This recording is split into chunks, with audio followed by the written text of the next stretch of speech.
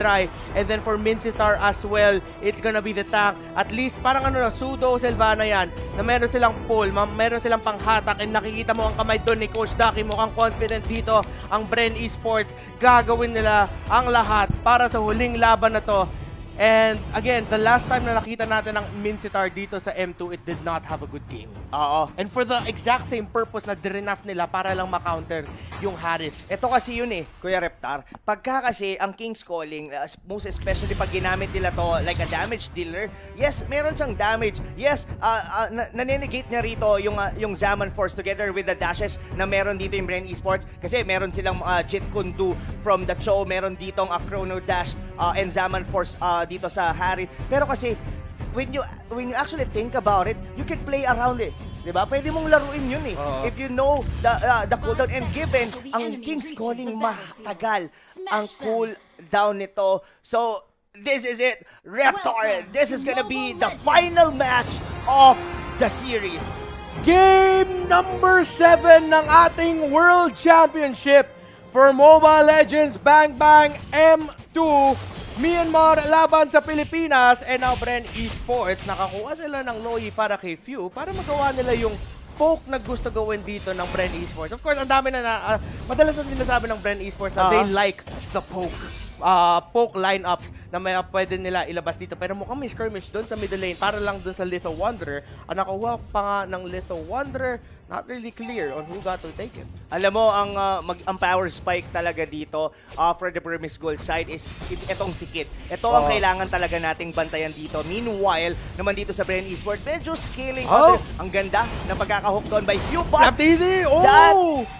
The dispersion rotation. Duality. Nakita mo yung damage nung pinagdikit doon si Kid at si Maybe. And that was a glimpse of what's about to happen during team fights. At ang ganda nga doon ng rotation ni Flap. Actually, just in time na napabalik doon ng Burmese Goose. Kung wala ata si Flap doon, baka isipin pa nila na labanin yun But again, the duality, the dispersion, and the rotation, yung combination ng ng Loyi kung bakit masakit. And a lot of people na ayaw talaga kalabanin yan in the early game, ang taas ng damage kahit 1 minuto pa nga lang. Oo, pero kailangan nilang mag-ingat doon sa mga ganong klaseng sundot ni Maybe as it could get very deadly para sa side dito ng Bren Esports. Buti na lang may mga purify yung dalawang mages dito ng Bren Esports as they could be able to cancel it out. Even Ribo, pwede siyang umalis agad sa may King's Calling if actually needed. So, Burmese Gold, they could potentially be the one to set the tempo here on the game since nasa kanila ngayon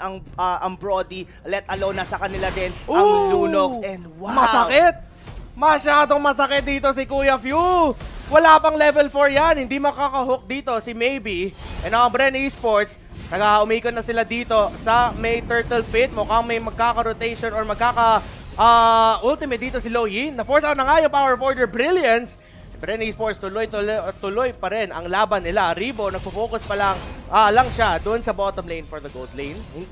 Kailangan nilang gawin yun. And again, the damage from Few. Isa sa mga X-factor natin dito, Rob. Hindi na ma-maximize ngayon ng Burmese Gold yung power spike nila as they are very strong on the first 5 minutes of the game. Look at that. The diversion doon sa may bandang likod. That was only literally a diversion. Pero si Fuse actually get picked off. Nahuli doon si Few, pero si Ribo nakaka-farm pa doon sa bottom lane. Napagamit ng bravest fighter dito si Lapu-Lapu, pero si Flap TZ nagdi-disrupt dito. That's gonna be Carl TZ and Lusty. Hindi sila makakapasok sa Turtle Pit. Andun nakabantay ang Burmese Ghouls. Sa gitna, the Carl TZ and Lusty, hindi ata sila makakontest, pero hindi pa masyado naumpisahan dito ng Burmese Ghouls. Oo, pero nanoneutralize lang yon dahil si Ribo doon sa mabahay, uncontested yung kanyang farm. Pero dito si Flap TZ, under 3 members dito ngayon dito ng Burmese Ghouls. Yung Sipa ni Lusty! Pero nilapagan ng King's Calling, pero bali wala lang. Double kill! As a double kill na magagaling dito kay Few. May susunod pa nga yata. At yun ay si Ruby DD. But the Wall Charge will be enough to kill doon si Few. Pero may comeback kill yon dahil si Carl TZ will be killing Ruby DD. 3-for-1 trade na nangyari lamang ang Bren Esports. Ang problema sa Burmese Ghouls, si Ribo. Naiwan lang. Nagfa-farm lang dyan si Ribo. Tignan mo na nga, 2.4k ang goal niya dito. Palapit-lapit na siya para sa first main item niya. And now, Burmese Ghouls, yung mga mangyayari dito, kailangan na nila mag-send ng isa para depensahan lang yung bottom lane. Yung masakit doon, hindi mahirapan dito ang Burmese Ghouls in a team fight. Alam mo, lumalamang na yung Bren. Lumalamang talaga sila dito, naiwan nila na nagpa-farm dito sa baba. At ito lang yun nakita na natin yung King's Calling. Binagsak nila yun doon, pero it doesn't even matter. Well, wala pa naman dun si Ribo. That is the reason why they actually picked it. Pero it's all about PU making the plays and the damage. Another King's Calling ang magagaling dito kay Maybe. Hindi nahatak doon si Ribo, nagamit niya yung Purify para manegate yung hatak doon ni Maybe si Flap TZ na sobrang nabawasan dito. Kailangan na niya bumalik sa base. Lasty nag-position na spot out dito si Main Sitar, kinombohan, and here comes Carl TZ with a blazing duet! And nakakuha ng isa ang Bren. Lumalamang dito ang Bren at lumalaki ang lead. Burmese Ghouls, medyo nahirapan, hindi sila masyado makahanap ng momentum na hinahanap nila. Pero huwag natin kalimutan, meron pa silang Brody kay Ace. At ayun na, yun ang gusto nating alamin is kung kaya ba nilang Oh, i-neutralize charge! ito dahil si Carl TC ay napitas! The wombo combo na nilabas dito ng Burmese Ghouls. Kinumit nila lahat ng ultimate and that is gonna be a gold swing para sa Burmese. Pero kapit lang, hinga lang tayo Pilipinas kasi si Ribo sa bottom lane, ang daming farm na nakuha niya on that Harris. Nabasag din niya yung unang torre ng laro natin. Si Flap TZ nagsusustain dito. Ace and Maybe, ginagamit nila lahat para lang mapitas dito si Flap. At hindi makakatulong ata si Ribo pero gulong, tumalon at nakabalik pa nga si Flap TZ. Oh no, ang kunat ng gulong. Yun yung literal talagang ang sakit! ng chicharon. Dahil si Ribo dito ang makakatakas no, using that Zaman Force. And ngayon, Reptar, dikit ang gold. Pero tayo ang unang nakakuha ng torre. Pero ito ang iisipin mo. Power spike, nasa Burmese Ghoul yun. Pero sumasabay ang Bren Esports sa early game. We have the Claude, we have the Harith, meron din tayong Loyi, the magic damage of the zoning ay ang nandun para sa atin. Sila, sisipain dito si D and si Ribo, the combination is there. Si Maybe ginamit yung King's Calling para negate dito si Ribo and mukhang makakalaban dito ng Burmese Ghouls. Nahuli si Ribo at nahuli si Lasty. Double kill yun para sa Lapu-Lapu. Si Kid, nakita dito si Pew, the dispersion, the rotation, the duality, 1-for-1. Pew versus Kid, adol ng mga kids versus the Kid of Burmese Ghouls and mahuhuli dito si Pew. The rotation by Ruby DD at nakatakas pa nga dito si Kid with a power forward brilliance pero shutdown naman para kay Flap TZ. Nakakaganti pa dito ang Bren Esports. 2-for-1 na ang lead ng torre natin but ang Bren Esports wala pa sa talo. Andito pa rin sila sa laban na to. Ang nangyari kasi doon sobrang fortunate na nandoon si Maybe. Ang saktong-sakto yung lapag ng King's Calling as two heroes ng Bren Esports. Talagang nagre-rely with the mobility, with their dashes. Sakto yun, si Lasty at si Ribo yun. Pero si Carl TC rito, mga kaibigan, still got the form as Kid is about to go down dahil si Ruby DD medyo na late ng konti. Si Carl TZ, buo pa buhay niya, hindi pa ata papasok. Pero yung push na ginawa ng Bren Esports galing sa top, papuntang purple buff, yung parang mukhang hinahabol nila mga membro ng Burmese Ghouls. Ginawa lang nila yun para maka-farm si Carl TZ and si Ribo. Look at that, Zaman Force, basic attack, 2-for-2 na ang torre natin. It's still a close game. Neck to neck pa rin tayo dito sa World Championship Grand Finals, Kuya Rob. Umihinga pa nga.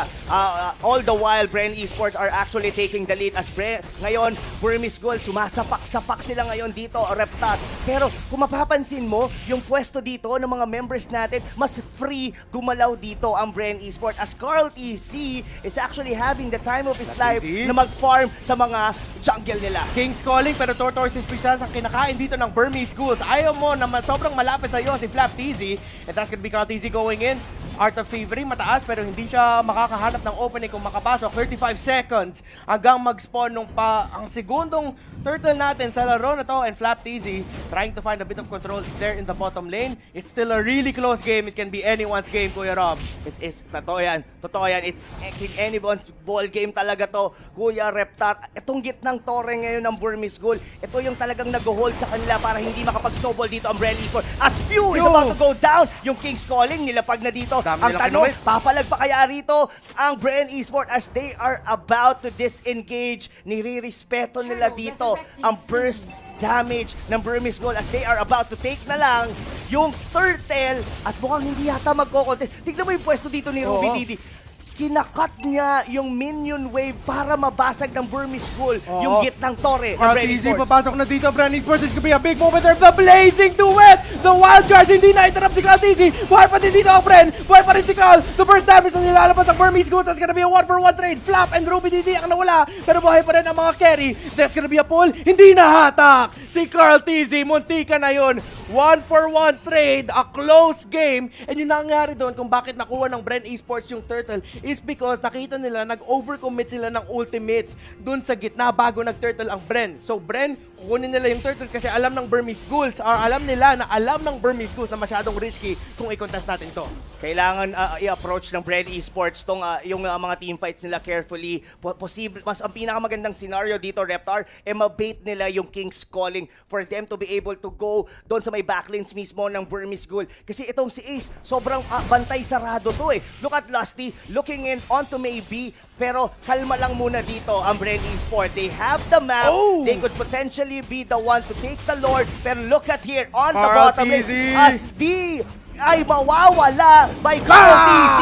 Sama po pa si Flat TZ dahil dito si Few sinuzone out yung dalawang members ngayon ng Burmese Ghoul. Nakaka-invade na ang Bren Esports sa jungle ng Burmese Ghoul. Si Grak nasa top lane para maka-split push lang. Pero ito na ang Bren. Sila ang lamang. Kulang dito si D. Kulang si dito sila ng damage. Si Lusty with a knock-up. Si Ruby DD ang disipa. Maybe as well. Si Flap masyadong malalim pero si Flap ang grabe ng zone out dito ni Flap TZ para sa Bren Esports. Lusty with a cake. Flap TZ na wala. Si Carl TZ ang King Calling dito. But the Blazing Duet is there. Papasok si Carl TZ with the BMI. And si Kin ang mahuhuli ni Carl. Bumalik si Carl. Ito si Ruby DD. Mahuhuli si Ruby DD.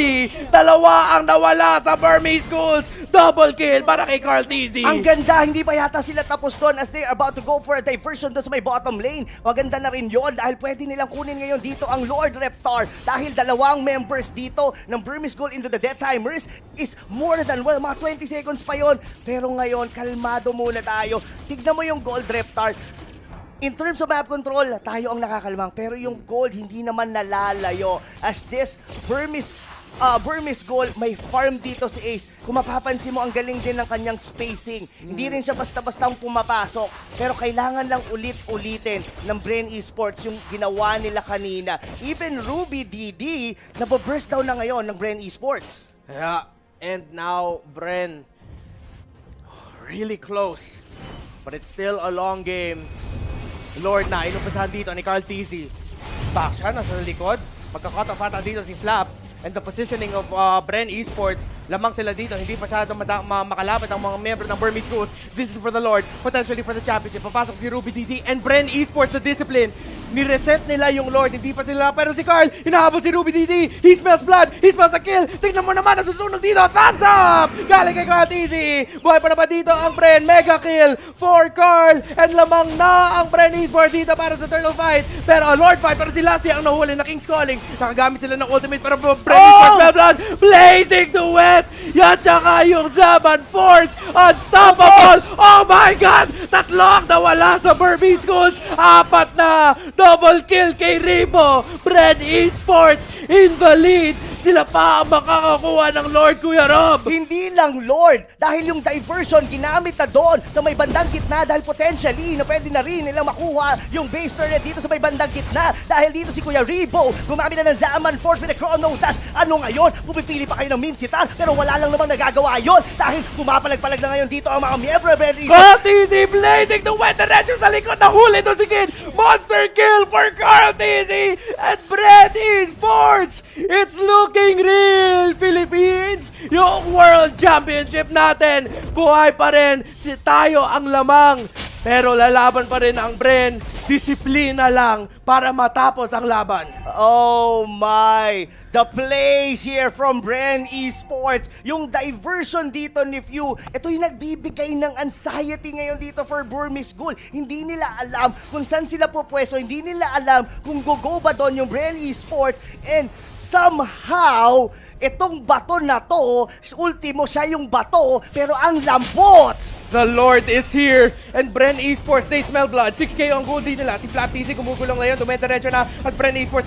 Kinukuha nila yung mga torre dito. Bottom tower. Ano wala na para sa Burmese Ghouls. Ultimate sa nakumit na. Si Pio ano po first stand. Si D sa likod. Pero ito si Rebo. Si Kuya mo Rebo with the Zaman Force. Few, Lusty, and Cut Easy sa likod. That's gonna be a 2-for-1 trade. Godlike, Cut Easy, yung big duet! Carl Easy, double kill, BMI, eto na ata, Pilipinas, Bren Esports, ang inyong World Champions! Bren Esports! Pwede ko na sabihin, pinasarap lang! Pinasarap lang! Pinanalo lang! Pinasarap lang!